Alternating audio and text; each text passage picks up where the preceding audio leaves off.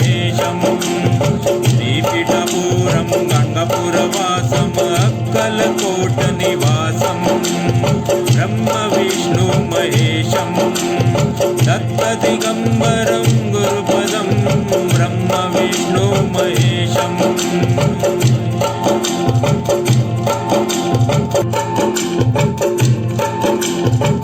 गुरुर्ब्रह्मं गुरुर्विष्णुं गुरुर्देवो महेश्वरं गुरुर्साक्षात् परब्रह्मं तस्मै श्रीगुरुवे नमः। अत्रिनन्दन अनुसयापुत्रं ब्रह्मविष्णु महेशं दत्तदिगम्बरं गुरुपदं ब्रह्मविष्णु महेशं श्रीपीठपूरं गङ्गापुरवासम् अक्कलकोटनिवासं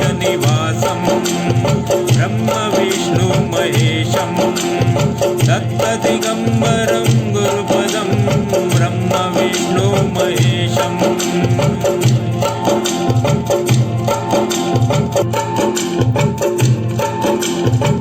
गुरुर्ब्रह्मं गुरुर्विष्णुं गुरुर्देवो महेश्वरं गुरुर्साक्षात् परब्रह्मं तस्मै श्रीगुरुवे नमः।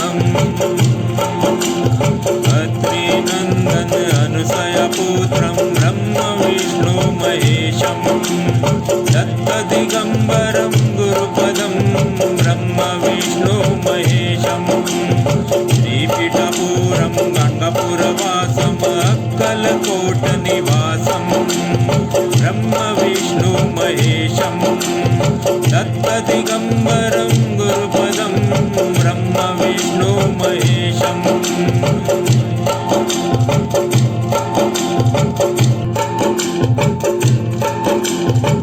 गुरुर्ब्रह्मं गुरुर्विष्णुं गुरुर्देवो महेश्वरं गुरुर्साक्षात् परब्रह्मं तस्मै श्रीगुरुवे नमः। अत्रिनन्दन अनुसयापुत्रं ब्रह्मविष्णु महेशं दत्तदिगम्बरं गुरुपदं ब्रह्मविष्णु महेशं श्रीपीठपूरं गङ्गापुरवासम् अक्कलकोटनिवासं ब्रह्मविष्णु महेशं दत्तदिगम्बरं गुरुपदं ब्रह्मविष्णु महेशं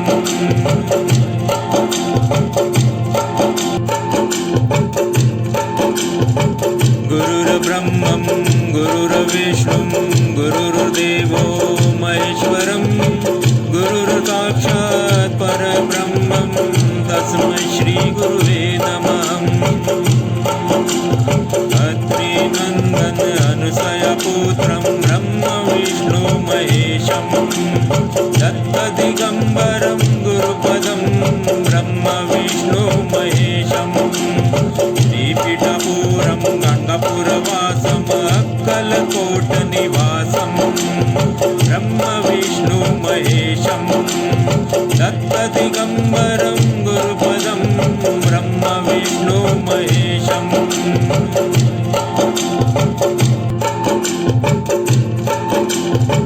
गुरुर्ब्रह्मं गुरुर्विष्णुं गुरुर्देवो महेश्वरं गुरुर्साक्षात् परब्रह्मं तस्मै श्रीगुरुवे नमः।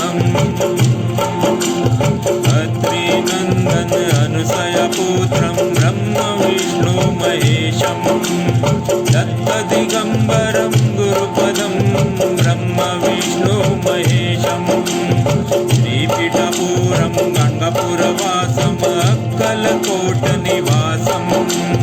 ब्रह्मविष्णु महेशं दत्तदिगम्बरं गुरुपदं ब्रह्मविष्णु महेशं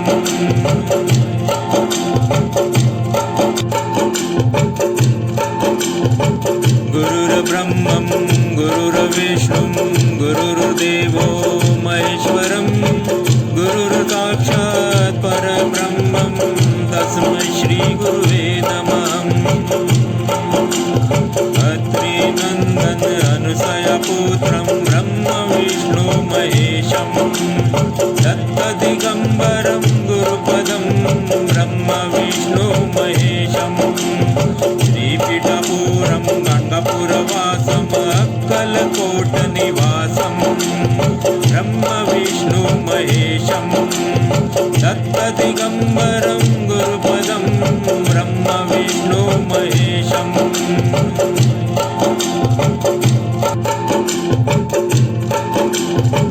गुरुर्ब्रह्मं गुरुर्विष्णुं गुरुर्देवो महेश्वरं गुरुर्साक्षात् परब्रह्मं तस्मै श्रीगुरुवे नमः। अत्रिनन्दन अनुसयापुत्रं ब्रह्म विष्णु महेशं दत्तदिगम्बरं गुरुपदं ब्रह्म विष्णु महेशं श्रीपीठपुरं गङ्गापुरवासम् अक्कलकोटनिवासं ब्रह्म विष्णु महेशं दत्तदिगम्बरं गुरुपदं ब्रह्म विष्णु महेशं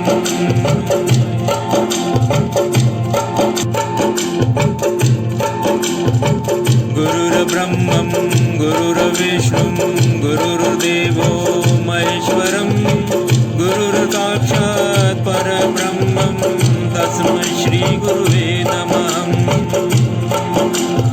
अत्रिनन्दन अनुसयापुत्रं ब्रह्म विष्णु महेशं दत्तदिगम्बरं गुरुपदं ब्रह्म विष्णु महेशं श्रीपीठपुरं गङ्गापुरवासम् अक्कलकोटनिवासं ब्रह्म विष्णु महेशं दत्तदिगम्बरं गुरुपदं ब्रह्म विष्णु महेशं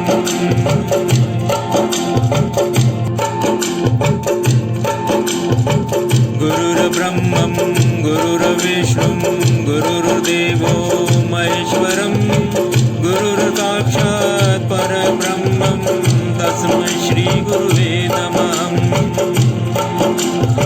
अत्रिनन्दन अनुसयापुत्रं ब्रह्म विष्णु महेशं दत्तदिगम्बरं गुरुपदं ब्रह्म विष्णु महेशं श्रीपीठपुरं गङ्गापुरवासम् अक्कलकोटनिवासं ब्रह्म विष्णु महेशं दत्तदिगम्बरं गुरुपदं ब्रह्म विष्णु महेशं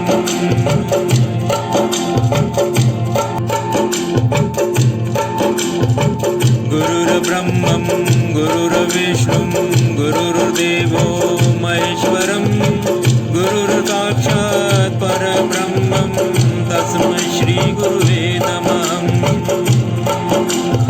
अत्रिनन्दन अनुसयापुत्रं ब्रह्म विष्णु महेशं दत्तदिगम्बरं गुरुपदं ब्रह्म विष्णु महेशं श्रीपीठपुरं गङ्गापुरवासम् अक्कलकोटनिवासं